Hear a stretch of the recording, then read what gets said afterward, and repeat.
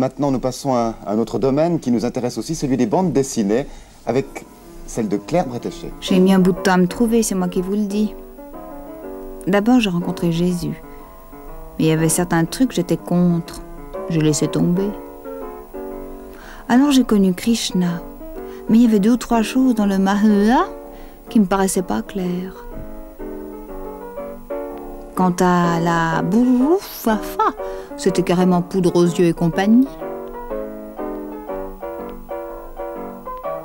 Ensuite, j'ai essayé le zen. Mais pour arriver à l'illumination ou Satori, c'est pas de la tarte, dis donc. J'ai tâté du spiritisme, mais Ramsès II m'a dit des choses on ne peut plus blessantes pour une jeune fille. Je ne conseillerais le vaudou à personne. Trans ou pas, on se brûle drôlement les pieds quand on marche sur des braises. À la fin, j'étais au bord du stress. J'ai voulu tenter une ultime expérience, c'est ce qui m'a sauvée. Je me suis fait refaire le nez.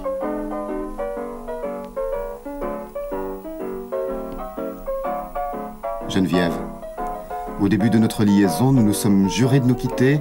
Le jour où nous ne nous aimerions plus. Et je ne t'aime plus, Geneviève. Justement, Édouard, je voulais te dire... Je ne t'aime plus non plus, Édouard. Je ne peux plus m'épanouir avec toi, Geneviève. Nous sommes des entraves à nos épanouissements, Édouard. Si je ne puis pas m'épanouir, comment puis-je t'épanouir, Geneviève? Épanouissons-nous avec d'autres, Édouard. Bonne chance, Geneviève. Bonne chance, Édouard.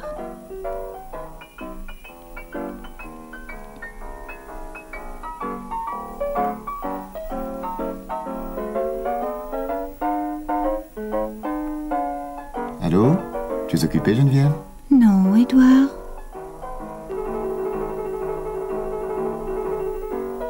Alors, remettons-nous ensemble, Geneviève? Quelque chose finira bien par arriver.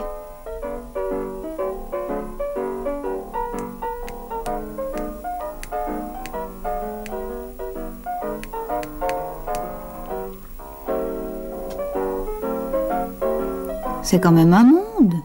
Moi, je dois m'épiler les jambes. Et pourquoi dois-je enlever le beau poil sain que j'ai sur les jambes? Pour être conforme aux stéréotypes féminins, si tu veux le savoir. La femme n'a pas de poil aux jambes. Voilà ce qui a été décidé une fois pour toutes.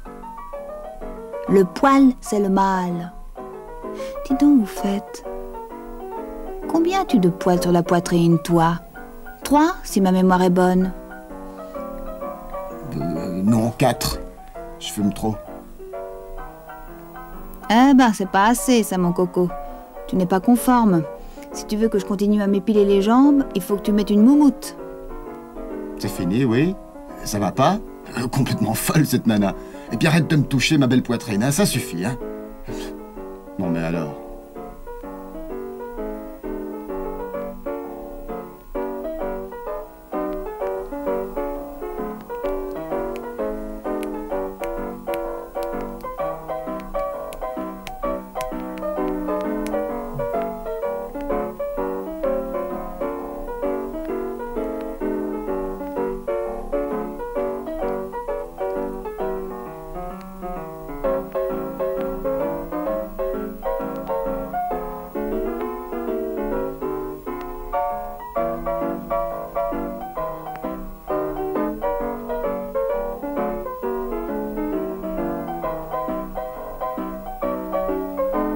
C'est pour la France, Kiki.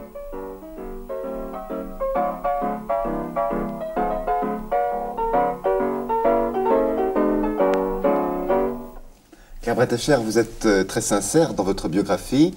Vous commencez par préciser que vous avez fait vos premières études dans une branche bâtarde des Ursulines de Jésus. Chez une confrérie. Une bâtarde, confrérie. oui.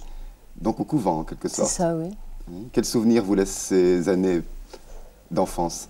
Très bon. Enfin, à la fin, c'était un peu pénible parce qu'à 17 ans, ça commence à bien faire. Mais enfin, jusqu'à 15 ans, c'était pas mal. C'était dément, quoi, mais c'était bien. Dément? Oui. C'était tellement folle que c'était marrant tout le temps.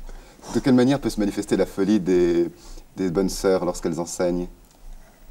Ben, l'hystérie sexuelle, n'importe quoi, enfin, c'est des dingues, ouais, ça. Mais il y en a qui sont des dingues gentils. Les dingues méchantes sont excessivement rares. Enfin, moi, j'en ai connu qu'une ou deux. Pas beaucoup. Je disais que vous étiez très sincère dans votre biographie, car vous mentionnez plusieurs années pendant lesquelles le cafouillage était complet, dites-vous. Oui, bah, c'est-à-dire que j'ai traînassé, que je gagnais pas ma vie, que j'étais pas très bien, que c'était pas le pied, quoi. Est-ce que dans vos années d'études, vous consacriez vos marges de cahier à l'exécution de vos premiers dessins? Non, non, tout, le cahier entier y passait.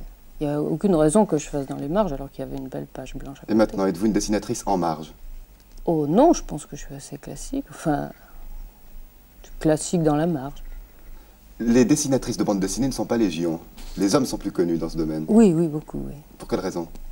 Ben, je ne sais pas, je me suis souvent demandé. Je pense que c'est parce que les filles de ma génération n'avaient pas tellement le droit de lire de bande dessinée. Ça a changé quand même un peu maintenant. Alors, elles n'ont pas pris le goût et puis elles ne se sont pas identifiées aux héros. Enfin, il doit y avoir quelque chose comme ça, je pense. On peut dire que dans vos dessins, Claire Bretéché, les dialogues sont aussi importants, sinon plus importants que le dessin, la plupart du temps. Oui, parce que c'est beaucoup plus difficile de faire un gag uniquement avec le dessin. Alors si on rajoute du texte, ça aide. C'est une solution de facilité, Oui, là. oui, beaucoup. Mais ça fait un style.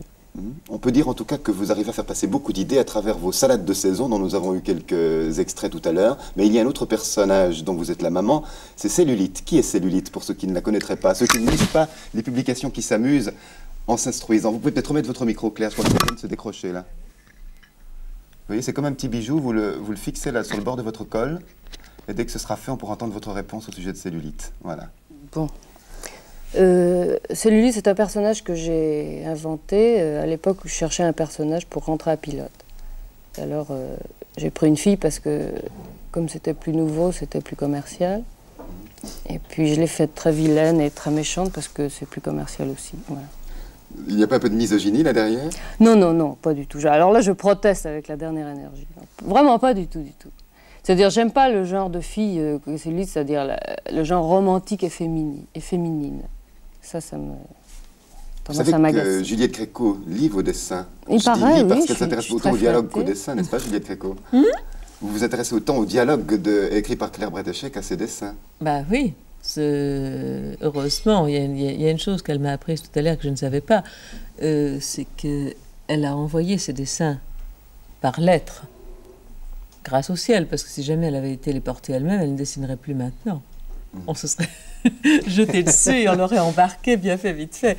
Heureusement qu'on n'a pas vu qui elle était, ce qu'elle était, si c'était un garçon ou une fille.